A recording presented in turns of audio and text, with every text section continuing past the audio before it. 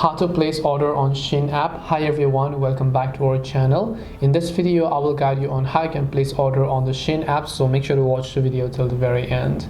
If you want to place order on the Shein app, all you have to do is simply go ahead and first of all make sure to launch the Shein application that you can find here.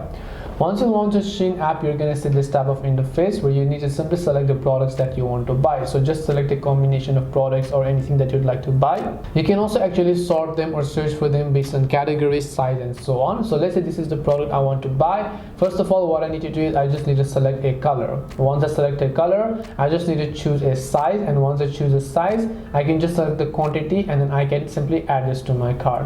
You can keep adding more products to your cart, but if you're happy with your cart, then you can tap the cart option from the top right, and now you can just go to the checkout process by just selecting the item, going to the checkout button. The next thing it will require you to do is just simply enter your shipping details, so make sure to enter the country and so on. Once you enter the shipping details over here, what you want to do is you can simply enter all of your delivery details. After this process is complete, it will take you to the page where you can simply enter your payment method, and once you've entered your payment method and submitted and paid for the product, you'll have successfully placed your order.